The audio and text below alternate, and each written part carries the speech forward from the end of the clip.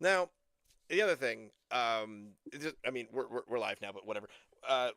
Basically, the format is I just sort of start by saying, "All right, I am," and we go live, and it's all that. If there's ever anything that you say, "Hey, please edit that out," I can do that. But for the most part, and occasionally people slip and some naughty words get in there. But then when I upload it to the podcasty thing, it just says, "Is this episode explicit?" And I just say, "Yes." Well, I never Kids knew can that. kids can deal with it as they can. I'll try to keep it not explicit. We drop one every now and then, but it's only if something's really really good. Anyway, all right, it's 8:04. We better best get cracking. I am Ross. Joining me is my co-host Ian and a special guest tonight, Steve Giles of Sober Brewing company in Sheet Harbour, Nova Scotia, and together trying some of the Sober Island wares. I said that wrong. Sober Brewing Company. This is off the rails already. We're attempting to drink Nova Scotia dry.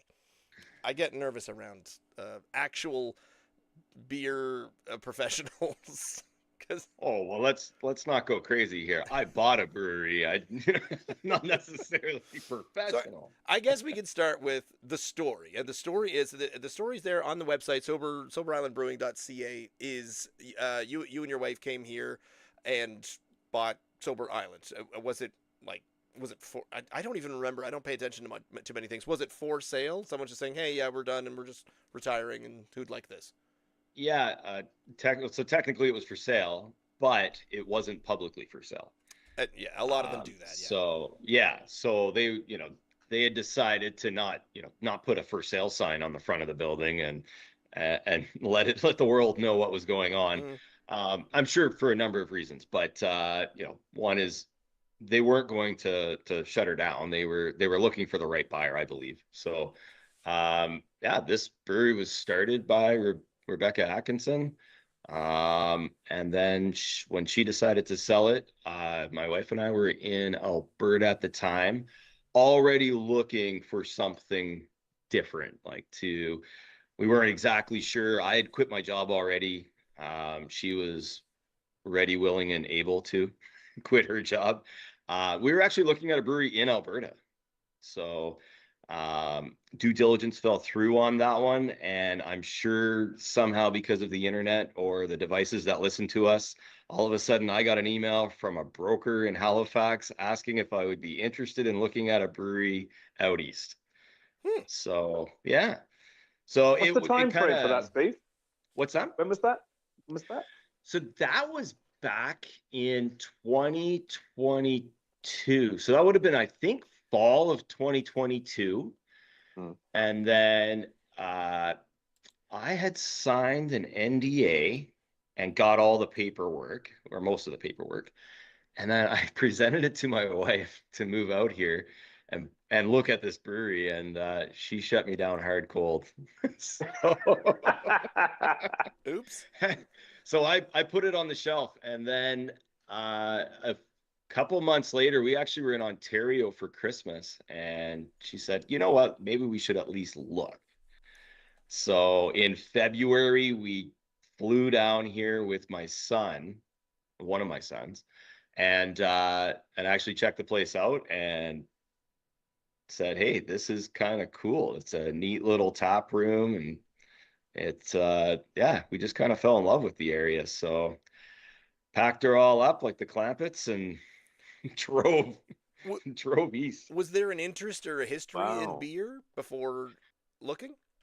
Yeah, so I was traveling a lot at the time. I was back and forth between here or Alberta and Ontario. I had a manufacturing shop in Ontario. I had one in Alberta that I was running. And through our trial, so I would go to every province on a regular basis. I was all over the place. And the one thing I love to do was just go to craft breweries. So I would go, I'd get to know the people there. I would often get tours of everyone. I'd return to the same breweries. We got to know each other. And I just became like completely enthralled in the craft beer scene.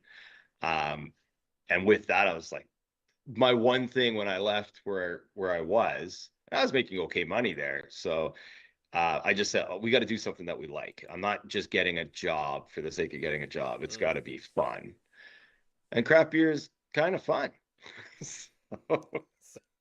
The business side, maybe not so much, but definitely the craft The beer business side. side, maybe not. Maybe if I knew maybe if I talked to some of the breweries that were out here first, and like what are the challenges that you have having a brewery in Nova Scotia, that might have It might changed have changed your opinion into things. Oh, a little I bit. think I know what you're talking about. But now, and also your head brewer Tim McLeod.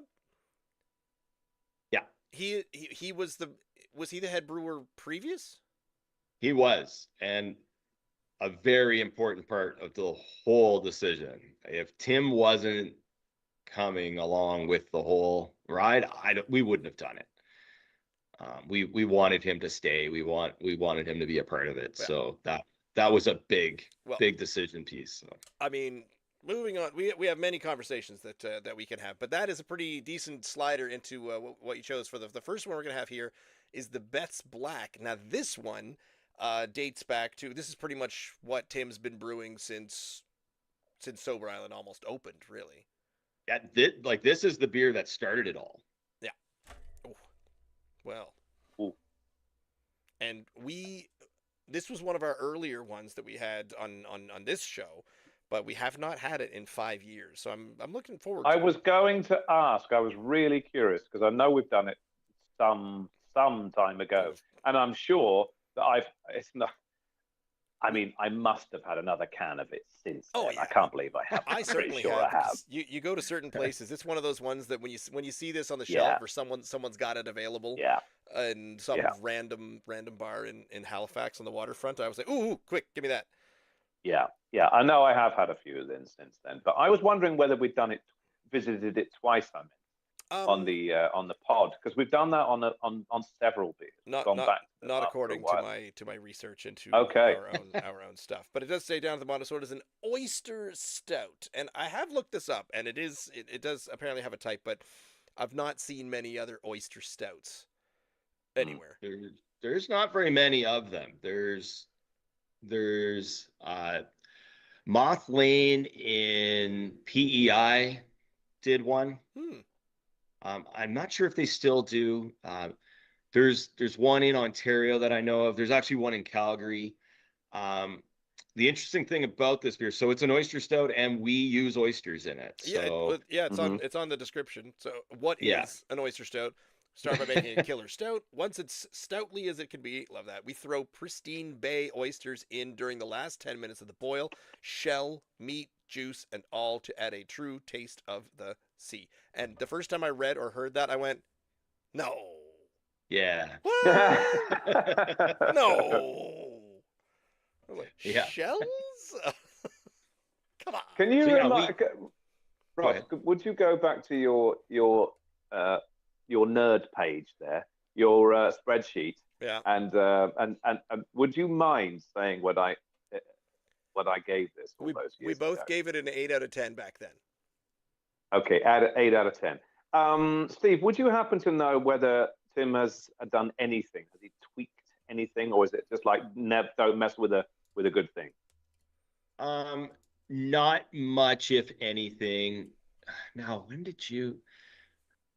No, not since. Okay. So Tim had tweaked a lot of the recipes when he came on board because he wasn't the original brewer. Oh, he wasn't there. Okay. No. So when he came on, he definitely tweaked, well, every recipe, we'll say, I think. Okay, right. Just felt like some changes needed to happen. But since you guys would have tried it, I don't believe so. Maybe some slight water chemistry. We are off a well. We don't use RO water, so it's could be some chemistry in the water. So we obviously liked it with a solid 8 out of 10 back then. There's no reason to suggest we won't like it just as much now. Well, maybe maybe your taste will change. Going right to the dark beers. I mean, you definitely know how to ply our favor early on by suggesting let's just do all the dark stuff. Oh, okay. All the dark stuff. And the only other thing in there in very, very tiny-ish letters on the front, it says it's a 6.1% ABV. Yeah. Which a little bit up there, but would tell me that's high for a stout. Yeah, but not imperial. Like it's just. I did, Ross. I've gone and done. This is the first week that I've gone and done your upside down can storage. Yeah. Yeah, I'm giving it a whirl, just because obviously the theory being that all the stuff that settles down the bottom, because I turned it upside down a few minutes ago, it should just sort of should be in there, shouldn't it? All in there, rather than just all settled at These the are bottom. pretty freshly delivered cans. These cans have had a tour, a bit of a whirlwind tour of this end of Nova Scotia today, I believe. Right. Because they woke up early this morning and were rudely awakened from the refrigerator by Steve's son, whisked off to the bowels of Halifax, where then some wacky guy and his 3-year-old son, who was just waking up from a nap in the car, said, "All right, you're coming to the Annapolis Valley. Off we go." And then we shook them up on how wonderful roads all the way. So just as well, they're not really gassy beers. They'd have exploded by now. I mean, hey, look at the creamy head. I know. Yes, the bubbles in that. Oh. Outstanding. Steve, I apologize. I cut you off when you were talking about the contents, the adding of the shells and meat and juice. Yeah, so the idea is we put in the last 10 minutes of the boil, we put live oysters in. They sit in there for 10 minutes. The shells open up. All we're really looking for is the juices. So we just want all the juices to come out.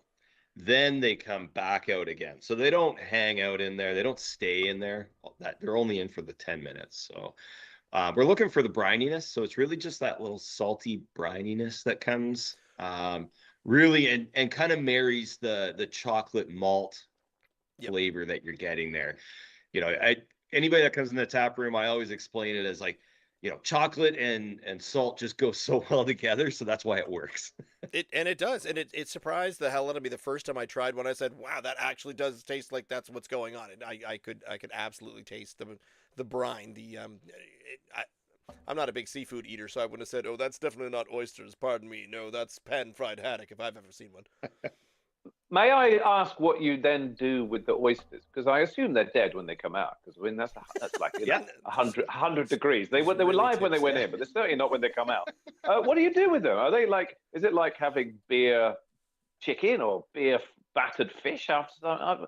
So I can tell you that we do eat a number of them, and it's not the best way to. It's not the best way to eat an oyster. Like boiling oysters is not like the. Okay. Boiling oysters in beer, though. I mean, I know. I'll split that hair. They're still good. They're still good. But yeah, we eat some, and then some get tossed. Oh my god, this smells incredible. But regardless, we've got it does smell amazing. There, so cheers for the first one. Cheers. Very chocolatey. It smells so chocolatey. Mm.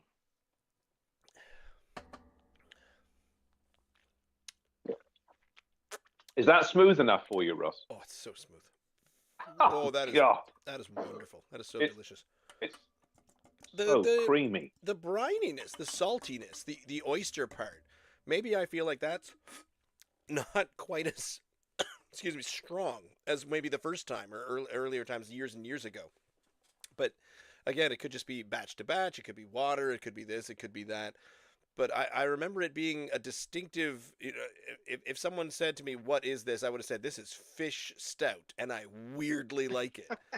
And this, it doesn't quite have that, like that tire skid mark of, wait, going on in it, but it is there. It just, maybe my taste buds have acclimatized. Well, it's the purpose with this beer is that you're not supposed to tell. Like, you shouldn't be able to tell that it's an oyster stout by drinking it. It should be doing what it's supposed to do. It comes out as a really nice, smooth, balanced stout. But if we didn't write oyster stout on the can, I would be completely shocked if someone could go, "Yeah, I bet you I'm drinking an oyster stout." I'm not getting the salt that I believe I got before. Okay. But like I say, we are going back a number of years. But I have had it. Like I think I might have had one as recently as a year or two ago, actually. And so I mean, what's the date on this? I mean, by the way, it's very, very chocolatey when you crack the can. It's So obviously a choc. Yeah. this beer here, like these cans, I'd have to look back on their brew date. So these are actually, and this is one of the beers that holds up the best for length of time. But yeah, I think like these cans are not, like, we're not going to call them fresh. They would have come from, they probably were packaged in the fall. Right. So I think I've probably had one in the. I'm sure I have in the last year or two. I remember it being, yes, that hint of the sea. So which kind of made it quite distinctive and distinguishable. Okay. Right. I'm lacking that this time. I'm not picking up on it like I did before. But what I am going to say, it's a bloody delicious, chocolatey, smooth, creamy, full-bodied, lovely. I mean, look at it. I'm worried here. I'm going to drink it all in. We have definitely had stouts that say on the side of them, "Ye old chocolate stout," that don't taste as chocolatey as this one does.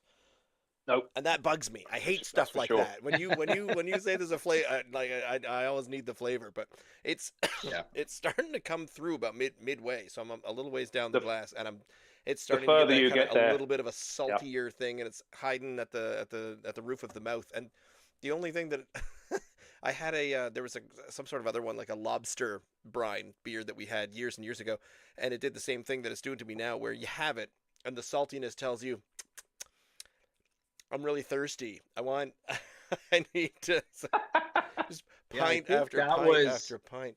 I think that was Saltbox. I think Saltbox had the lobster Crustacean Elation, if I'm not mistaken. And it literally, it was saltwater lager. And darn it, if it doesn't just taste really good. It was, I didn't understand it. I said, oh, if you explained what I'm drinking to anybody else, they'd say gross. And I get it. It probably is gross, but no, I'll drink your saltwater lager. Let's have it. I think you're just getting down to the bottom now, and there is a hint. It's down the bottom. And that's nice. So probably I should have stirred it with a finger earlier on. No, it is there. I was upside down. So therefore, it was all at the other end of the can. I should have kept it the right way up. It's bloody good, isn't it? It's so good. I know. And if that's would you say this is your flagship beer? You said it's the one that you brewed first all those years ago, and it's still going strong now. So it's where it all started. This beer is interesting because, the numbers are not super strong. It's not in the NSLC. It is sometimes. I was going to say, I'm pretty sure I thought it. It has spent time in the NSLC. Yeah. So it was the first one, I believe, that was there up to actually the year that I bought the brewery. It was still there. It came out that fall. Is when it left. Now, interesting note, though, the reason why I put this beer in the list for today is we've made the decision to remove Wavebreaker from the NSLC and put Best Black Stout back in. Okay. Yeah. I thought you were going to say. So that was kind of a decision that we made to say, every year we sit down and we talk with the NSLC. What's trending? Where should we go? And IPAs are always on the top of the chart, and that's why there's so many IPAs in there. And we felt a brewery our size playing in that sandbox with that many IPAs was just too crowded. So we wanted to move out and go with something that we could say, there's not a lot of stouts out there. Let's put a stout. Let's take a bigger piece of a smaller pie, I guess. That is a smart business plan. You've only got so many inches of space that the NSLC will give you, isn't it? There's so many rackings that they'll give you. Yeah, and like I say, there are so many. Oh, by the way, we did Wavebreaker and we loved it. I know. I remember it being so good. So Wavebreaker's our number one beer. Like that's right. It's fabulous. That's our best beer for sure. But it's competing with. Yeah, it's competing with so many good IPAs now. Yeah. And it makes perfect sense that you would say, okay, big fish in a small sea. Yes, so that's where you'd put it. And this being an oyster stout, that's a perfect analogy, I think. Yeah, so it's good to see that that's going to be back in again because there aren't enough stouts in the NSLC. Are you going to be putting there then all year round? Yeah. So it's going to flipping be heck. it's going to be the one beer that we have. We have like it's called a community plus. So we get all of the prime liquor stores, as well as like we're basically it's 46 stores peppered around the province. So We good news, Ross. Good news, because I we're know. always saying, why can't we find any stouts in July? Because you and I thought maybe we were the only people that would drink it, but clearly we've not. been looking at the LC for a while, and I do remember one of the best times was when there was the Sober Island 4-pack, and that was mostly that was a while ago. But it was there a my brown? Introduction. It did not include the Timber Brown because that was brown brand was new lovely to me. Okay, That's a beer that beer that we came out with after I purchased the brewery. That was that's a seasonal for us. A year or two ago, because I met Tim. Yeah. I went to the Science of Beer down at the Discovery Center a couple of years ago. Yeah. And Sober Island was there, and I went up just to basically fanboy over it because the previous anecdote, the 4-pack of Wavebreaker, Beachstone Bitter, Marigold, and Beth's Black. I still do this, and we've been doing this show for a long time, so I've had lots and lots of beers. To this day, I reference all 4 of them as the one to beat in each category. The Marigold is, if you like blonde, it is the best blonde ale in the province. The Wavebreaker is one of the best IPAs in my opinion, and the Beachstone Bitter is such a great bitter, and the Best Black Stout is almost undefeated. So the 4-pack, I just drink. How is no one just not drinking all 4 of these? Like depending on what your moods and your interest. So I went up. Poor Tim. He probably thought I was a crazy person, but I went up and I just said, "Hi, I love everything you do," and I just wanted to say that. And he said, "Yeah, well, we got a new brown coming out this month," and like telling me I'm already fawning over him, and then he's telling me that I'm going to work on your favorite beer type specifically. By the way, I'm like, I lost control of my tongue. I think I just drooled at him for a little while, and then finally just walked meekishly away. But that is cool news because if everyone's doing an IPA. And we always say, Ian and I, we feel like the only 2 people that do this, where you walk into the LC and it says, it's just a sea of IPAs. What's different? What's weird? What else is there? Yeah. Because if everyone's making IPAs, then it must mean that everyone else, the rest of the population, a large percentage, the middle of the bell curve, is walking in and saying, "What IPA shall I have tonight? Boom, boom, boom, let's go." Yeah. So I don't feel like anyone else is doing what we're doing, but obviously the numbers have got to be there. Big Spruce's Serial Killer has been back, and it's been in there for a really, really long time. Yeah. And I do believe that's the number 1 craft stout. Now, again, small amount of stouts in there. But it's the only one. It's the only one. It's the only one that's consistently in so there. It's the only mainstay. Like it's the only one that's there all the time because fall kicks in, and then there's usually an OTO that comes in or a seasonal, probably 3 or 4 of them come in the fall or winter. But it's the only one that just stays there all year round. And we still get emails from people looking for it and, looking for our stout in the liquor store. To this day, every month, maybe 2 months, I deliver to a feller in Halifax. I deliver him a case. Aww. And he'll just send me a message and just say, "Hey, I'm done the case. Can I get another one?" And I'll just bring him another one. I have a good friend lives just down the road from me here in Port Williams, and her name is Beth. And she loves dark beer, and so when you get a dark beer with her name on it, she said, "I have to drink it." She says, "I love it anyway, but I have to drink it." And so that's her favorite. So the other thing we're doing with this beer, none of the beer is changing. But we have made the decision to change the name from Best Black to Hurricane Beth. Oh, okay. So Beth is staying, but we're just, it was just between Tim the brewer and myself. Best Black didn't sit. So we wanted the beer's named after Hurricane Beth. So we wanted to just call it Oh, Hurricane Beth. Fall, Now middle of August 1971 was Hurricane Beth. that's, yeah. And it was actually, the beer was originally called Beth's Blackout. Oh. And the LC said, not a chance. Well, because based on the map, which is on the Wikipedia page, it basically went up, hit Guysborough County, and thumped across Cape Breton. So that would have been extra nasty for Eastern Nova Scotia there. Yeah. So it took the power out. There was a major blackout for a long time. It took our sawmill. Like it caused a lot of damage. Wow. And that's what this beer was named after. So that's funny. I mean, the blackout thing is they're like, no, let's just not do that. we're not going to have a 6.1% blackout can. What are you putting in your stout? I don't know where else you could go to from there. I've drunk enough stout and blacked out, but so that's Ian, another story. I'm at least an 8 on that. It holds up. It's still there.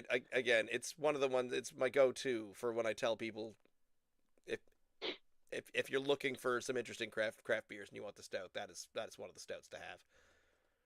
It's really lovely. I just want it to be that little bit saltier. You want Now, that salt? weirdly, I mean, how many times? I mean, look, I don't drink beer because I want salt. But when something is an oyster stout to like the lobster thing you talked about, I just want there to be just a little more hint of it, and I think there was in the past. Now I don't know whether or not you, Ian, that's quite possible. Typically every beer recipe is like 100% perfectly measured everything. right. When you get to oysters, we're putting them in by weight, right? So Okay. they're more shell, some would have more juices that you could pull from. There's a lot of variables when we look at the oyster. Yeah, that makes sense. So it's the one beer where you can't say this is going to taste maybe exactly like the last That one. makes perfect sense. You say that, but It this is the reason that we've started revisiting some of our favorites. Is things change, and it's the Nova Scotia brewing industry, and I like the fact that it's not chemically controlled and written down to the nanosecond like a Budweiser beer that has to taste the exact same in this can today as it does 14 years from now in a can being sold in Northern California. I don't want to drink that. I want to drink variables. I want to drink something's a little different this year. Oh, it was a bit warm. Oh, it was a hot summer. Things change. And I'm fine with that. It won't change much. Like I'm saying, but you are playing with a variable, much the same as if you were doing a fruit beer, just different harvests come across a little bit different. Oh, yeah. We have a blueberry beer and we always go 65 bricks on the sweetness, but you just don't know what the blueberries are doing. Right. Yeah. I love it, Ross, obviously, because it's a bloody good stout. So why wouldn't I go and give it an 8 out of 10 again, with the caveat that I just want it to have that more of a hint. There was a hint further down I went, which actually I do this every time, Steve. I have salted peanuts to snack on during it. Well, and so that did cheating. That's just cheating. But it did. Toward the end of it, I was getting a smack of it. That's why I was thinking, yeah, I'm getting a little thirstier, and that might just be because down the bottom there's a little more salt in it. It's a freaking good, chocolatey, thick, smooth stout, and it's just sticking around your mouth as well. It's just coating everything, and it's doing everything that a lovely wintry stout would do. But I'll have them all year round. Cheers. Absolutely, I'm upping my 8 to an 8.9.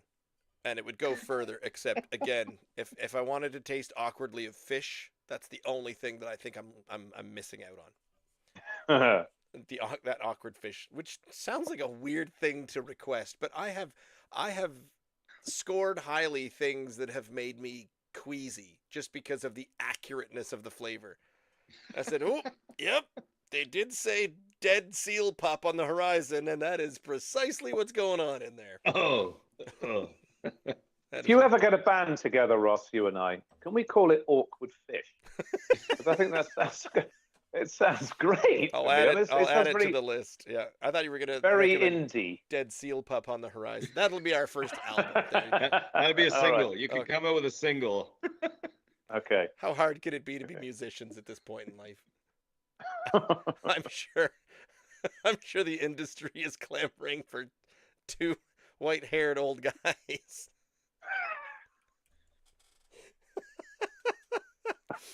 I love this can because I keep trying to wipe it down. I'm like, oh, look, there's stains and I've got Yeah. stuff all over the place.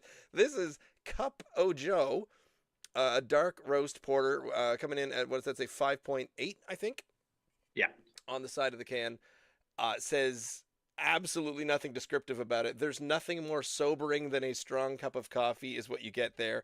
And I think when you and I were emailing, Steve, you mentioned that this was a throwback to a previous Cup of Joe. Yeah, so this one here, so it's our 10-year birthday coming up on Saturday. So Sober Island Brewery has been around for 10 years, which I think in like people years, it's probably 80. Because like Not bad for a craft brewery these days. it's tough. It's tough for the breweries out there. But it really is. one of the things we wanted to do was we went back, we had like this stack of recipes that, have been made over the years. And one of them is this Cup of Joe. And we do small batches here. We typically just put it on tap. So we have 100 liters. It's our experimental tank. We get to play around. We get a couple new beers every month for the tap room. So we did this one small batch. Just so happens I dug out, there was about 30 labels in a drawer downstairs. So we decided to label 30 cans. This And, is a and collector's you guys way. have and you guys have one. So, I can see that. I was trying to get rid of the little air bubble in there. That's brilliant. I'm chasing that around the can. This is a limited edition. I don't even want to open it now. well, you got to. Well, I guess I'll have to. I want to keep it. You I want to keep you it can keep around, the though. can after. Yep, but- absolutely. I'll boil that off and put it up in a. I wonder if So, you yeah, can this- remove the sticker. I don't know how you can get around to This it. is a beer that there's been a few people that have asked for it. They just said, "Hey, are you going to make this beer again?" And we don't have room for it. Like we already have a stout, so we don't want to have a porter as well. Like we're not big enough. We don't have enough population to pull from. So Okay. We have opened up coffee stouts and coffee porters before, and they taste like, or they give off that smell of, oh, here is some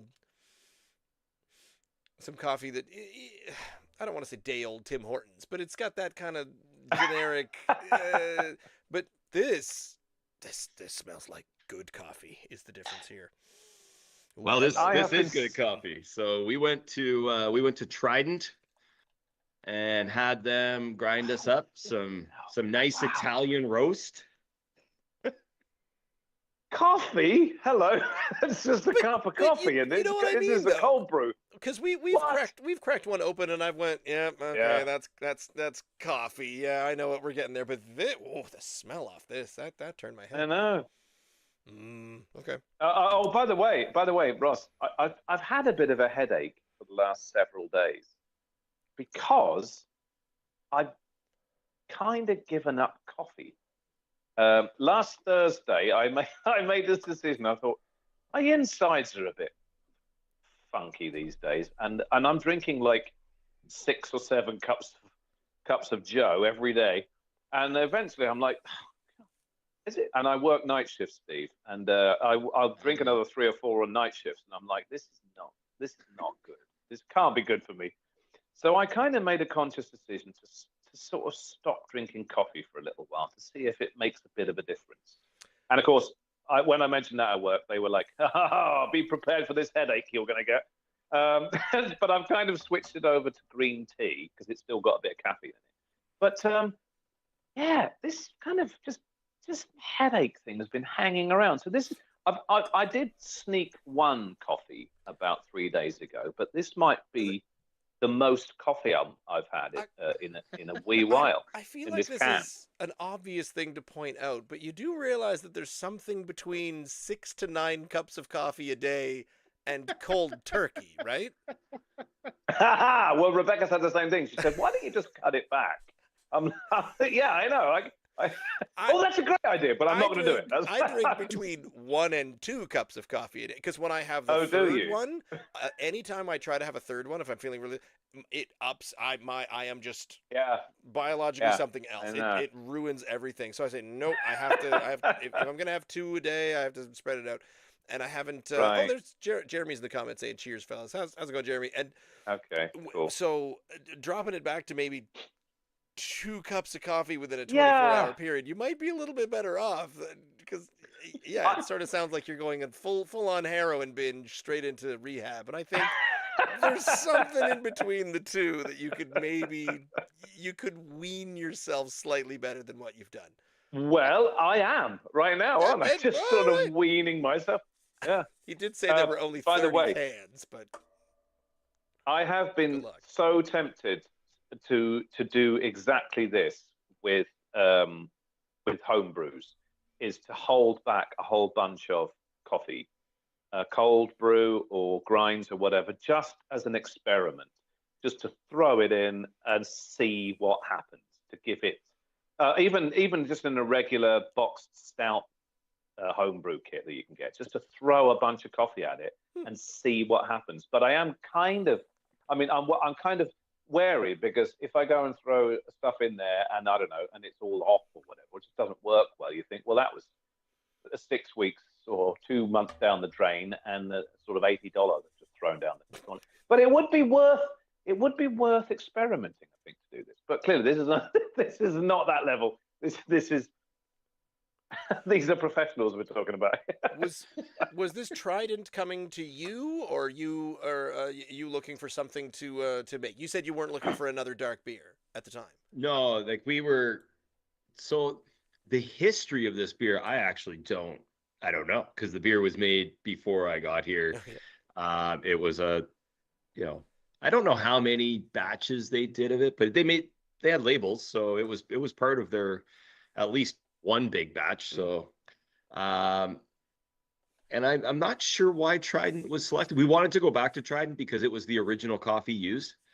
So Tim has brewed this beer before. He was with the brewery, so he said, "I know where to get the coffee. We'll use the same roast. We'll do everything the same as what we did back in the day."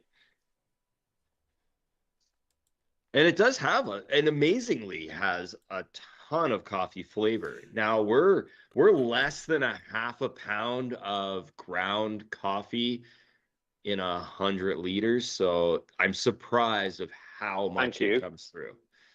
Less than half a pound of ground coffee in 100 liters. Yeah. So that's what you've gone, the ratio you've gone with. I'm glad you said that. That's where we ended up landing. Yeah. Like I smell stronger than that, but it does, hey? Like, it's so coffee-ish. It's really, that comes through in the fermentation tank. So after fermentation, it gets added to the tank. And it just sucks in that coffee, though. It's really good. There. It's a cold brew coffee is what it smells like right now. And I am so excited by this. Craving coffee as I am. Yeah, there you go. All right, get it down. Cheers. Cheers.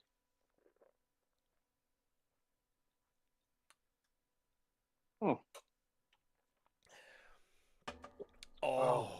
God, what are you saying? Yup. Oh wow. That is the difference between mixing it with good coffee and mixing it with just whatever the hell everyone else is mixing it with. That's wow, that knocks every other coffee porter that we've had out of the park. How many have we had and not liked? Plenty. A few. There's been some kind of weak ones, where we were like, is this kind of pissy? I mean, again, it's got a great head on it.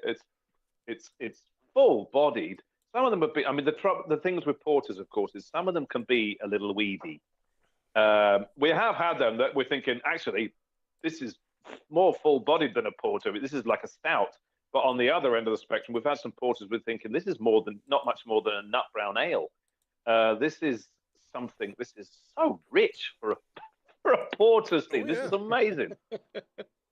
This is. I would say that this is definitely heading towards stout territory, unashamedly. And coffee, hello. Oh, it's not shy about the coffee flavoring. That's for sure. Mm-mm. No. Gosh, It's creamy. It's a creamy. I'm going to have to hold some back. I know Rebecca said she wasn't going to have any, but I'm holding some of that back. She's had the oyster stout before. I'm giving her some of that. I'm holding her down and opening her mouth and holding her nose and saying, "You are going to have some of that." Great.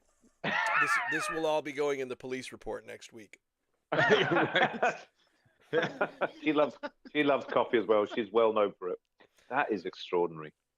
But I wasn't able to find anything about it online. I was trying to look for Cup of Joe or Cup O Joe because it's is it O? Nah, Cup, it's O. Cup O I Joe. think I call a Cup of Joe, but it's Cup O Joe. Yeah, Like the only place filet you're of probably fish. gonna find anything would be like on Untapped. Yeah, we sometimes, as a purely desperate move, when we can't find anything whatsoever, we'll go over and have a look at Untapped, and then we just basically sit around and make fun of the reviews for a while. Absolutely. Because the attempt here, and we had to do it pretty early because we weren't fan of, like I say, the really bitter IPAs. We'd say ooh, and it would take your head off just with the amount of with the hop forwardness of it. Oh, but wow. For the purposes of saying, and the goal here is to get every Nova Scotian to drink some craft beer, find their favorites, and then just keep buying lots of it. Yeah. I want to put every other non-craft beer out of business selling in Nova Scotia. I want to stop seeing people walking out with a case of Bud Light every single time I'm there. It pains me.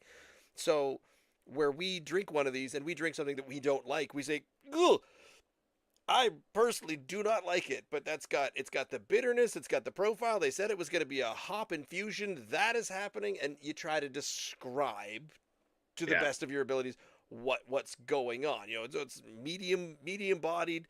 The coffee is there at the front. Oh my goodness, the fumes are still coming up and through. They're swirling around in the mouth as you're getting the rest of it down, and so you've got this airflow of coffee with the taste of coffee at the same time. It is like drinking a really, really good cup of coffee where you get a top and but anyway. But on Untapped, we go over there and you read a thing and it says, "This one just tasted like butt." What? I have no idea what to do with this. Or this so eloquent. This sucked. Or I love this. I'm like, oh. Yeah. The worst thing the internet ever did was make soapbox for everybody's opinions, because so many people are really bad at their expressing their opinions. Oh, yeah, we have a love-hate relationship with Untapped, like every brewery does. Yeah, yeah. Steve, could you tell me how many times have you been asked this down the years? Why Sober Island? Oh, I wondered when we were going to get to that. Yeah. So there is an island right off of our harbor called Sober Island. There is about 50 people live on it. The brewery actually was originally planned to be on the island. I remember reading that. Oh, interesting. But they wouldn't let them. Logistically, it would have been way too expensive to build it. No one would find it. Like, no one, good talking point. Yeah. It was very like the brewery wouldn't be here today if it was on the island. Come Like to that's our just, brewery. It's only a 20-minute rickety ferry ride across choppy waters in Or you that can direction. row your dinghy Well, over to the island and stop. you can drive onto the island. So there's a bridge that gets you to the island. Oh, that's I see. But it is named after Sober Island, which 10 years ago was a really kind of fun play on words. At the time, there really wasn't any non-alcoholic beer. Like there was some, no craft non-alcoholic beer, we'll say, right? Like it was just, you could go get your Molson 0.5 or whatever they call it at the grocery store. But now it's becoming a bit of a challenge because there's so much sober product out there that we get confused with. So I bet the that was my question is how many people come in and say, is any of this alcoholic? Yeah. So I tend to I don't get it a lot in the tap room. I get it at breweries and beer shows. It's a logical conclusion that people would draw, and I kind of did too. Brewery. Yeah, absolutely. So, if you guys look at your best black cans, you will notice that the original Sober Island logo is not on the front of the can. It's got that is true. It's got an SI. That's our secondary logo. Oh. So we made the decision on product that's, not being, we're not talking to the people. So if they're just going to see it, say that's sitting on the liquor store shelf. And we didn't want to have sober on the front of the can. Especially now that the LC carries non-alcoholic products. So wording, we made that switch. So like you could see the other logo on the Cup of Joe. That's the full. That's a black and white version with the boat. of it. There it is. Yeah. Which is a great. I love the branding. I think Rebecca did a fantastic job with the branding. Said this and I think 9 or 10 times we've had a Sober Island brew. He always says, "Why wouldn't someone just think, oh, I'm having a Sober Island beer? Oh, there's an ABV. I didn't expect that." But it's the conclusion that I think a lot of people would draw. It's like, and it's for a brand to say yes, all the beer that we make in this craft brewery is non-alcoholic. I mean, it is a selling point, and I can understand it. So, and I've always thought, why do they call themselves that? Because surely it's counterproductive. In the long run, but you just explained it to me. You've just explained it. The island itself was one of the first discovered when traveling from, it was the first discovered in the New World. But by the time they got here, well, this is the story that I got off your website actually entirely, and it says that by the time they got here, they were all out of booze. So when they settled, they just said, "Well, I guess we've landed here on Sober Island, fellas." Well, yeah, there's 2 stories that are out there in the wild of why Sober Island, the island is called Sober Island. The one that we tend to stick with is, like you say, so when they were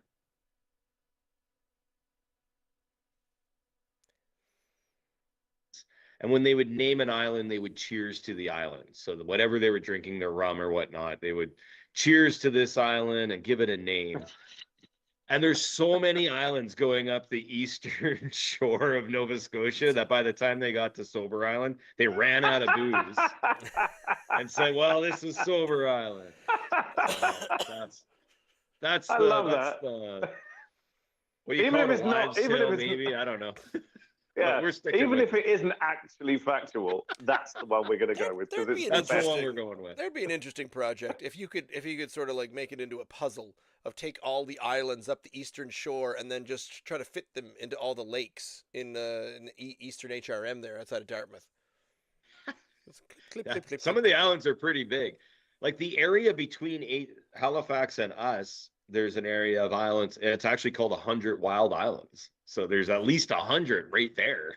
I wonder wonder how many tourists you could convince that was the result of the Halifax explosion. That's why there's so many lakes. The explosion was so Oh, big, yeah. it blew all the land, and that's why Yeah. there's so many islands. And, oh, All of go those look. just got blown out into Yeah. the ocean, and yeah. Go look. It's right there. It's right in front of you. Do your own research. I kind of want to go and put a craft brewery on one of those islands now, and I'll call myself the 100 Island Craft Brewing Association. Oh no, you won't. You call yourself 1 in 100 Brewery. You could try it, Ian. You could try it. Oh no, I'd call it Awkward Fish Brewery. Too late to look. What did you think of the coffee porter? I have to. Oh my goodness, that was outstanding. I have to. It's knockout. It's absolutely knockout. It's a 9.5 out of 10. It's a coffee porter. it's bordering on stout territory, but because of the robustness of it. But it's just sensational, and just I've got to leave a little bit for it, even though I don't want to. It's hard, isn't it? This one is hard when we leave a little bit to give to our beer. Yeah, like you said, beer enthusiasts. You don't want. It's sometimes, like you said, coffee porters, coffee stouts can taste sometimes they can taste a bit forced. It's just like did you just put some of the coffee syrup into it? It just tastes kind of yeah. But that is it's sensational. So we tried this beer. We added coffee and then we tried it. And then Tim and I looked at each other. We're like, I think it needs more coffee. so we went with some more. Yeah. A whole bunch. Okay. Well, and you only got up to a half pound. That's all we bought. Like I literally, it's amazing that it does this, but this is our little bag of coffee that we went to Triumphs and got. Mm-hmm. And it says there it's a half a pound. And there's still enough to make probably, cup of coffee. Well, at least I'd say probably like 7 or 8 cups of coffee in the bottom of this bag. So, would you pass that to me? Coffee. Yeah, maybe that's part of my problem. I'm making the equivalent of 6 to 9 cups of coffee in my 2 cups of coffee a day because I filter. Steve, so this is a small batch. It's not a one-off, is it? Or is it something you were just trying? And you said, giving it a whirl and then saying we might come back to it. Yeah, this one's going to be interesting. We don't know what's going to happen with this one. We do it in a small batch. We may sometime play around with it being a seasonal. Though we find, and maybe this is our thing, but we do find ourselves with a lot of darker beers, right? So we've got our brown in the fall, winter. We've got our stout. We have our bitter, our English ale. And it's still really 3 out of our 4 or 5 regular beers are dark. Maybe that's not, Ross, what I was about to say, there are certain breweries, you got one there, the Curmudgeon. What's it, that does down there in Chester, was it Mahone Bay? God, no. They're doing the German, a lot of German style. Tanner and Company, yes, Tanner and Company. So they are that's what they do very well. And there, of course, everyone does IPAs. Everyone sort of might do a lager in a cult. You have to have an IPA. So yeah, you kind of have to float your boat. But if you are one that a craft brewery that kind of concentrates a little bit on the darker ales, then you're kind of cornering the market a little bit because I'm sure there must be people like Ross and I and yourself, obviously, Steve, because otherwise you wouldn't be doing that do love the darker beers all year round. So maybe it's not a bad thing. If we were in the city, I think that would be something we could stand behind. Being the dark beer. But we're not in the city. So you've got a small population. We got a very small population in outside of tourist season that we are pulling from, which is why we actually 4 weeks ago came out with a lager, 355 can named after our highway trunk. It's called Trunk 7 Lager. And it is taken off like wildfire. People are walking out of here in 2-4s. Like they're just going out because it is like Ross said, we wanted people to stop buying Bud or Schooner or like, Please and drink beer that get tastes something good. local. Just please. Yeah. Okay. We brought it to the beer show on Saturday and it got rave reviews. That's Oh, awesome. excellent. As an easy drinking lager. So we do have another light beer out there for our locals, but honestly, for us, when we do another dark beer, we're just diluting the other ones. Like it's the same drinkers and they're just like, so I come out with the porter full time and now our stout goes down a little bit and our brown goes down a little bit. And like, we're just sharing the same people. Yeah. Right. But if you're bringing in a few, Oh, what a few balancing new act it is to be a craft brewer. some interested people. What a balancing act. Oh, we've got Yeah. check out this one. It's a spicy pilsner. Like, ooh, and you get a little bit of a walk in there. Okay, of people who weren't maybe looking in the door before. Yeah, I think this is our 5th year in a row. Ian and I have said, oh, can we get to the Together We Brew event happening? And no, we were invited one year, and I think I was almost going to go last year, but I wasn't allowed to because I'm not technically a brewer, despite the fact that I was invited by a brewer friend of mine. And then he got kind of pissed because other people had invited people that weren't brewers and they were somehow allowed in. So there's a whole bit of a thing there. I don't know. There was some kind of snide thing going on, but I didn't care so much. But one of these years we got to get to it. But the thing about Ian and I, I have a couple of kids, and spring is when a lot of the sports turned up. So I was at a rugby tournament all weekend, and Ian and I both do, can I say a bit of, or should I say a lot of community theater? You do more than I do these days. I pick and choose. No, I'm very much more selective. That was a very strategic these days. Well done there, sir, with your 2 to 3 shows a year. So we do some community theater, and we also do some local music as well. So we're kind of boogieing around. This isn't our main gig. This is just one of several hobbies that we get around to. So unfortunately, when the big festivals come up for that, we always say, "Oh, I'm judging a skidoo contest just down the I can't make it that day because I've got this other non-beer related whatnot." So one of these years that we're gonna make it, gonna get there. Yeah. It was this past weekend. What? So you took your new lager there, and it obviously smashed it, knocked it out of the park. What else? Yeah. What else did you see going on there, Steve? May I ask? What was exciting? What was exciting? We brought the lager. We brought a kegerator, and we actually brought timber and had it on tap. We had a CDA that we brought, which a CDA. What's CDA? So it's a Cascadian dark ale. But most breweries these days would just call it a black IPA. Okay.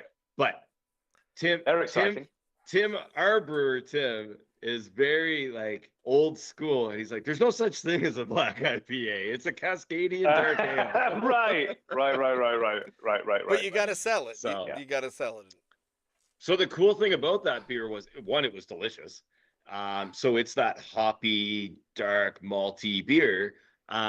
But we got to talk to a lot of people because we were educating people of what a CDA was. So everybody would just ask, what's a CDA? And I would tell them, and then they would ask for it. So, I found my first black IPA about 3 years ago, and I became obsessed with them, so much so that when I finally bought a Brewmaker kit, one of the first kits, like the brewer's best that you mail in for, the first one that my wife got me was that was the second one, but I got a black IPA kit, and I was like, yay, I get to make this. And I made it, and I loved it. It was so tasty. But now apparently I'm learning that I'm just another poser. Okay, that's cool. Cascadian dark ale. I was making a Cascadian dark ale. That's fair. Didn't even know it. Didn't even know it. Well, our third choice for tonight. There's so much to talk about here, but it is the Olde Curmudgeon Old Ale. And for one thing, this rocks in at a big old, where is it? 8% ABV. 8%. Wow. There's no description on it whatsoever. And so then when I looked up, Google tells me the description for an old ale is it is a traditional English style beer, typically dark, malty, and strong, characterized by rich notes of caramel, dried fruit, and molasses. So my tongue is already rolled out of my mouth. Again, I will have to drool all over Tim anew for this attempt. But delicious and well described beer aside, this was another one that was part of Sober Island's. It was on tap before, and it was a slightly different Olde Curmudgeon on the label. Yeah, we did something kind of cool with this beer this year. So last year's beer, last year was the first year. I go back. Last year was the second time it was ever created. Okay. It was ever brewed. And I created the label. It had an AI version of an Olde Curmudgeon. Oh, I thought It that was was a different dude. Okay, yeah. 'Cause No, I it was saw a that it was an picture. AI. I worked on it for a bit, and I was working with AI. And like, hey, give me an old an Olde Curmudgeon, and then I would just keep guiding it in a different direction. And it got people loved it. They loved the beer. They loved the label. This year we said, you know what? Let's open up a contest. And let's have people put in their Olde Curmudgeons. So they were sending us pictures of their Olde Curmudgeons that they knew. And we ended up going with a local here. This is George. Yeah. And George made all of the furniture in our tap room. He made the bar behind me. He did everything in here that is wood. George did it. So it was awesome that we had him as the Olde Curmudgeon. He does a lot for us here, and now he's forever going to be on a label. See, okay, I feel had I known about this contest, my father would have absolutely mopped the floor because he doesn't build or do anything. He's just mad. So Yeah. I mean, if you're looking for a quintessential Olde Curmudgeon, you start a conversation with him. Two words in, you are into complaint territory about how everything is all gone wrong. Well, when we took this picture of George, we were in the tap room, and we had one of his buddies standing behind me. I was taking the pictures, and he was just bombarding him with different things. He's like, George, did you hear the post office is going on strike again? And like he was just getting that scowl. Okay, so he has different different gears. So sometimes Yeah, he's in, I'll build all your furniture for your tap room gear. Yeah. And other times he's just, these you darn can kids, get him to turn it on. These darn kids got to get off my lawn with their hula hoops and whatnot. I love the fact that this can is not it's not going crazy with eloquent descriptions of the beer. Nope. I love it. It's just sort of putting it right up front. Strong beer, 8%. Yeah. Old ale. It's short and sweet, and it's just saying. I think it's just saying, open the bloody thing and drink it. Get it in you. It's kind of Yeah. all that you're going to get out of this. Which is why I had to look up the description for what an old ale is, because again, and to go right back to the beginning of the conversation, you don't go through the LC and just say, oh, what do we have over here in the old ale department? Nope, it is not there. Which is why I got excited when I first started seeing a couple, and I think is there just one or maybe two. And labeled black IPAs, which we have to get mad at them for getting that wrong on Tim's behalf.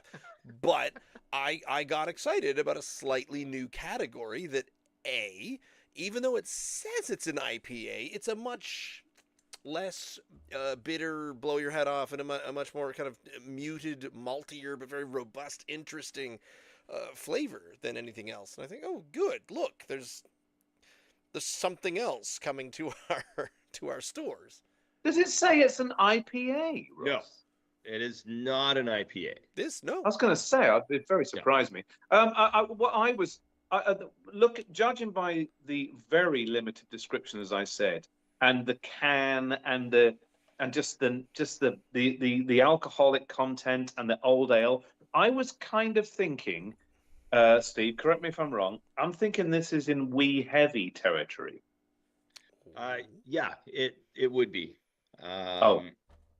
It It smells has strong. its own classification. So old ales do have their classification. And what I generally will tell people is this is a beer that can age. Like you can take this Mhm. beer and shove it in the corner of a closet somewhere, and 4 years later go back to it and it will blow your mind. Oh my God. And half the reason why I say that is when I bought the brewery, there was a keg in the cooler downstairs that just had old written on the top of it. When I did inventory and I bought all the inventory and I said, Tim, what's this keg? And he said, well, we made a beer and we made a one beer and then we needed to get the alcohol. It was a darker beer. We needed to get the alcohol up on it. So we made this other beer, high alc dark beer, which is an old ale, and I used it to fortify another beer. And then we had a bunch left over, and a lot of kegs got given away and things like that by staff members. And then this one was sitting in the corner, and I said, well, it was 4 years that it was sitting there.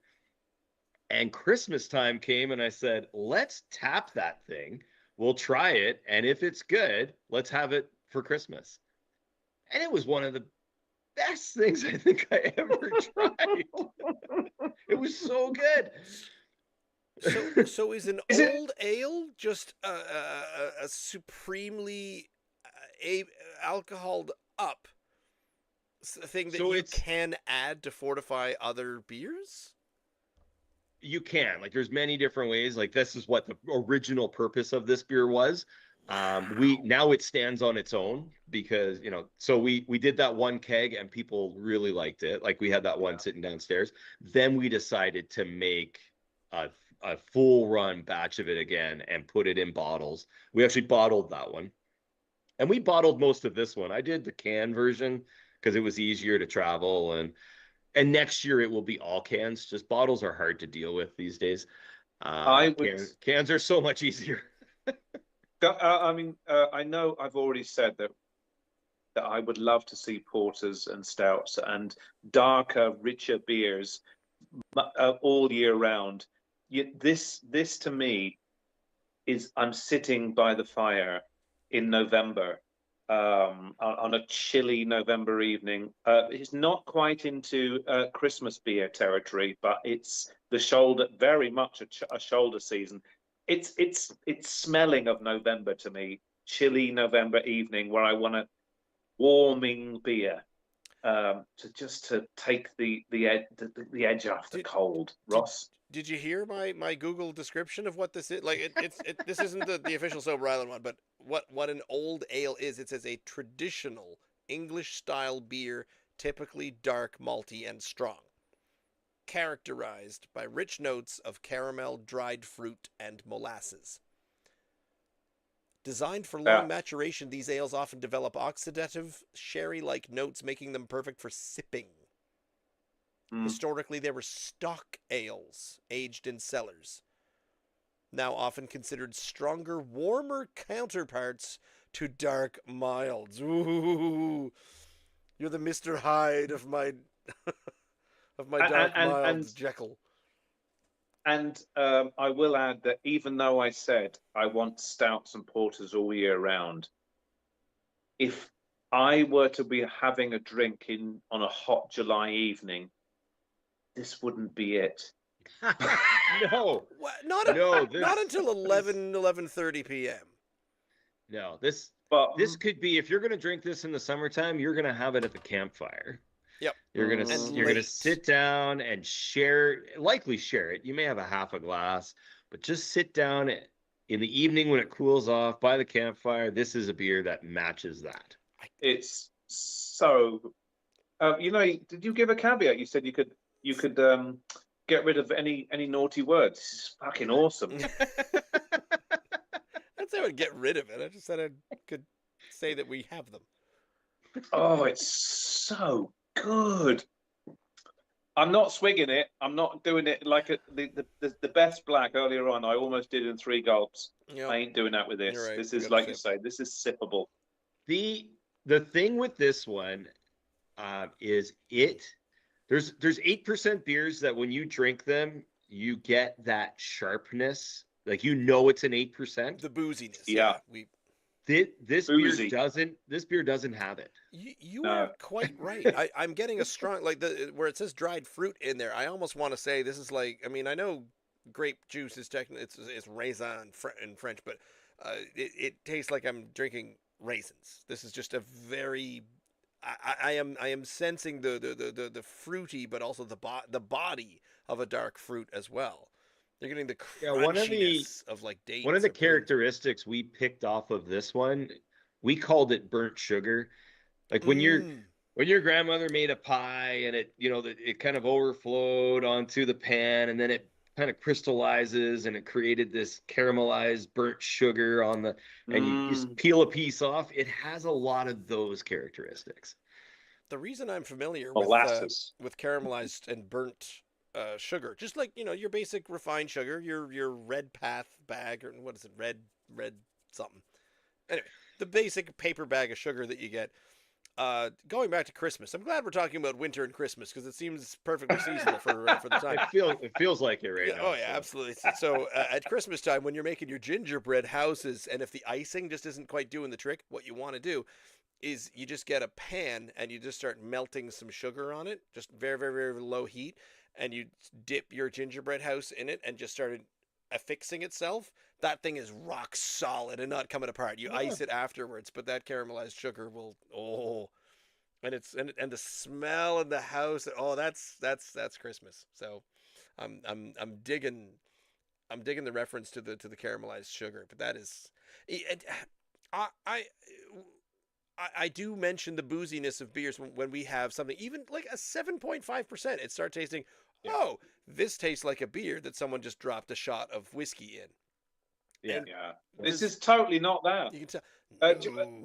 Those two that we had up at sea level in Sheffield Mills a couple of years ago. The barrel aged ones. The barrel aged porter. Not porter. Was it? No, it was a porter. It was a porter and a stout. One was rum aged, and one was whiskey aged, and they were soaked with alcohol. There was a and they were extraordinary. There was a clash between the beer and the booze, and absolutely, yeah, that's right. And so it doesn't necessarily. And I thought just because it's 8 or 9%, it doesn't have to. There was one that was far better than the other. I thought the rum soaked was. I was like, it's like someone's dipped a sponge into rum and kind of dripped it into it. It was like I'm not digging this for a beer. It's a little bit too much. You know what I mean? Yet this is in the same territory, 8%, but it doesn't taste like it. Having said that, it's still a beer. My first attempt at homebrew here, and I had a kit, and I made a stout. It was just a basic Irish stout, but I had tried to ferment it in not the warmest room in the house, so the ABV had gone to something. I think it was about a 3.5. And it still tasted fine. It tasted like perfectly fine. It was an adequate homebrew stout kind of thing. But I found that the only way that I could really enjoy it was if I'd pour a pint and then I'd pour a shot of rum into it. And you can do that. It worked pretty well. Ross, you as you can tell, I'm a connoisseur of fine things. Because you mentioned pouring alcohol into a beer, Best Black. And my brewer Tim actually got me on this. Putting a shot of whiskey in the bottom of a beer glass and then pouring a Best Black in the glass is phenomenal. Like a bourbon or a really nice rye, it's amazing what that beer does with a shot of bourbon in the bottom. I know what I'm doing tomorrow night. Except, no. I gotta wait until Hurricane Beth is back in the LCs. I gotta wait for that, and then I can do it. Well, yeah, unless you're in the city, you can get Beth's at the private, like at any Miko store, which is like West Side or Harvest Wines, things like that. So it is there. But quite get that far in, but that's Yeah, but it's like a Boilermaker, but man, whiskey Well, in that beer is he's fantastic. he's got to name it quick, or I will. So just we gotta pick his brain on that. So what's a shot of whiskey at the bottom of an oyster stout? What is that? That's just a. I'm trying to think of a spicy Can I fisherman ask? euphemism. I don't know. Does it work as well with a rum? I Because you've got to try it, Steve. I- You're well, you the did, Maritimer here, Maritimer. yeah. So I don't know. I didn't try it. I'm a whiskey guy.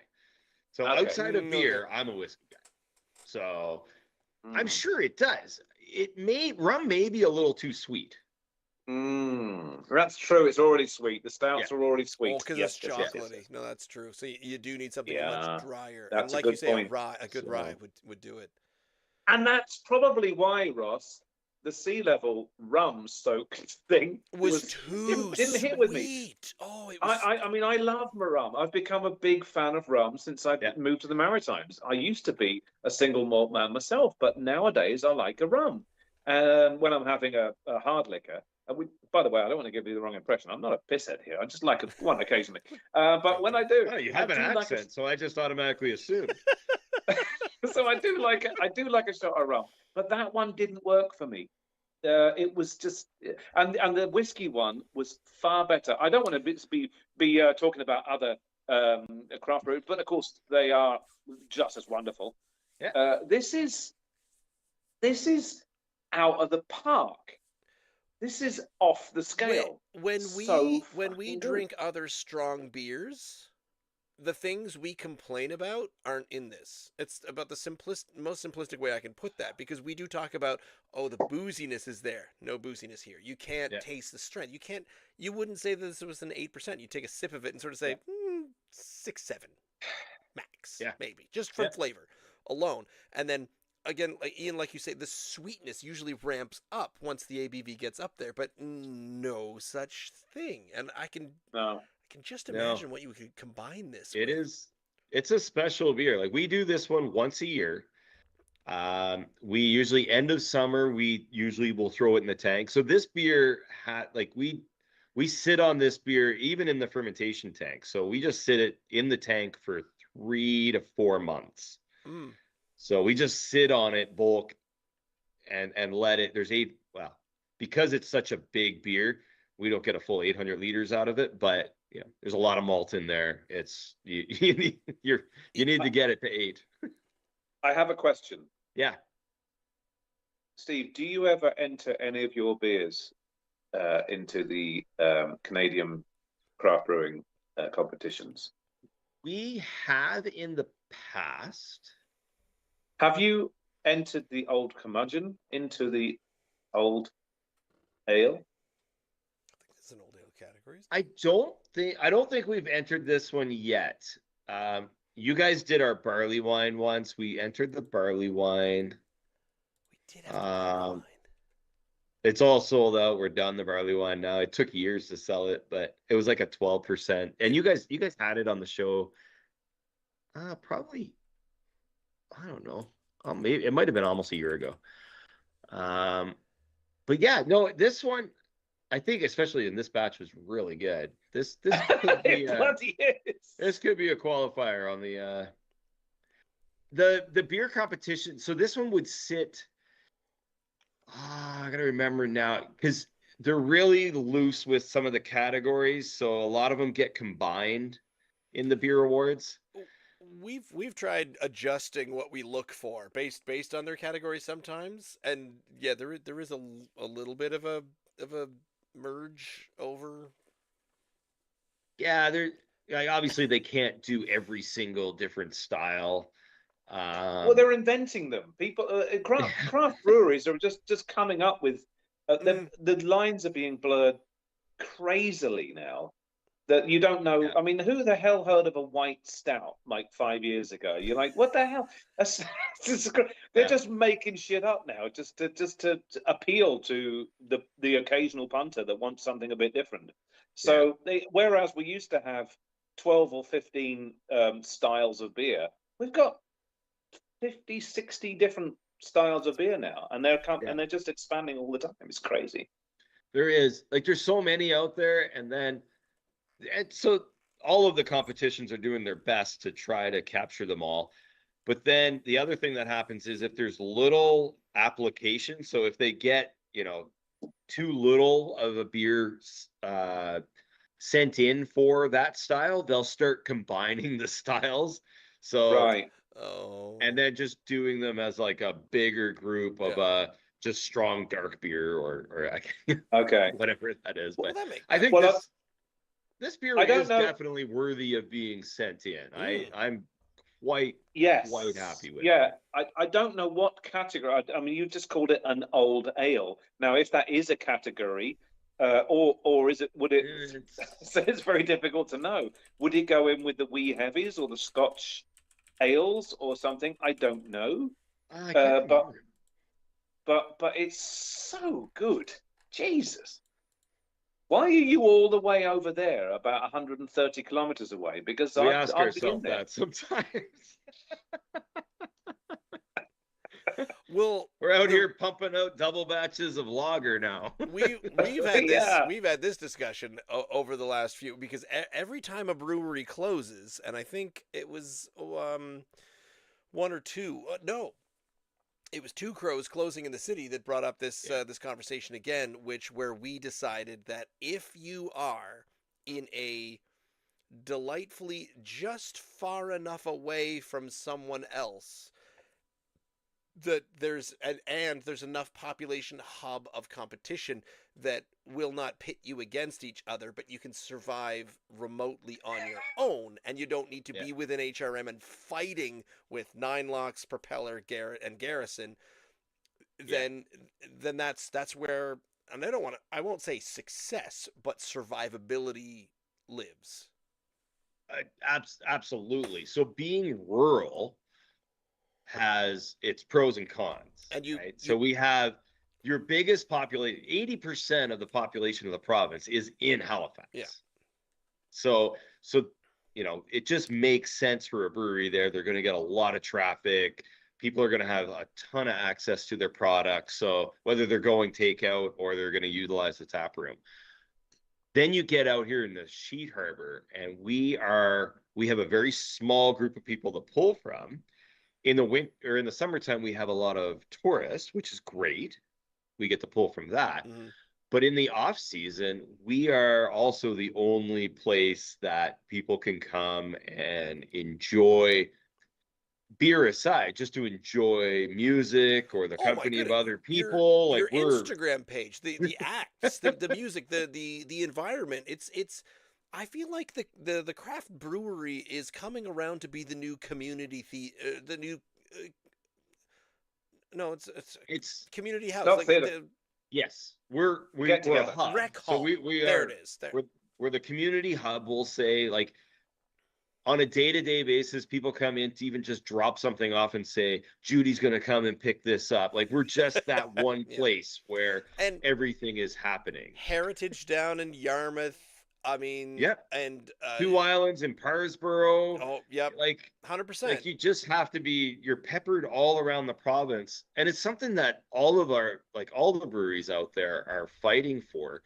Is, we're working with our local MLAs. We're trying to just, I guess, bring to attention that breweries are a tourist destination. We're parts of, like, the community for its survival. Like, we're more than just a brewery. Yeah, I feel it's more than the tourism draw. I mean, the tourism draw sounds great to the MPs and the politicians. Just like, we're bringing in the dollars, but at the same time, what we're bringing in and what you are bringing in is a sense of morale in the community that has probably been missing for, I would say, at least 20 to 30 years in this province. Yeah, absolutely. Like, last year we hit a milestone. We were open 365 days of the year. We didn't close one day last year. I opened on Christmas Day, and we opened for 4 hours, and the place probably had 30 people. Oh, no way! In the tap room. Two of of which quadded down from somewhere 3 hours away and made a day of it, came down because we were open, had a picnic at a table in the corner, and then took their quads back. But it was so cool. But it was just that, like, we opened at 10 o'clock on Christmas Day, and then a couple came in and brought me. My wife was working in the city. That was part of the reason why I just opened. I'm like, well, if I'm home, I might as well Might as well be open, yeah. They brought me crepes. We had another guy come in and bring in smoked salmon. It was such a community event that just happened here. And that's why we do it. That's why we're here. It's so cool. The Windsor floods that happened, was that 2 summers ago, I think. But I remember I was watching things, even just Facebook posts and Instagram at Hilltop Hops, just outside of Windsor on the other side. They said, all right, guys. And they said, hey, we're still open. We're still a community hub. You can come in. And they said, guys, it's crazy out there. Stay safe. And then they said, fine, we're still here, but we are a free hub for the fire services and the rescue services that are out there. So they suddenly became a centralized location for the rescue services that were going on, despite all of these floods and chaos that was going on everywhere. And I was reading that saying, this is what's going on. This is what has happened almost naturally, or arguably organically. Organically or evolutionary of what these craft brewers, because most of them were put in place and built and started and are operated by people who are like, this needs to be here. This needs to be a thing. This is a piece of the community, and it's slow really become part of the community. I've been so proud of each and every one of them. Steve, how far are you from North Brewing? Oh, from north? So we would be about an hour and 20, I'll say. Well, listen, because I will be upfront here. You may have noticed I'm not a local. I moved here from the UK, but I have been. I know, it's shocking as that sounds. I have been almost 20 years though, but Sheet Harbour is not a place I'm familiar with. And when you're in the vicinity but not in Halifax, I'm thinking, are you out that way towards? Ironically, we actually are in Halifax. It's just a weird way that Halifax works. Wow. But we're actually part of HRM. They're in the county. And you're an hour. I've been. And we're an hour and a half. But it was closed the day I went.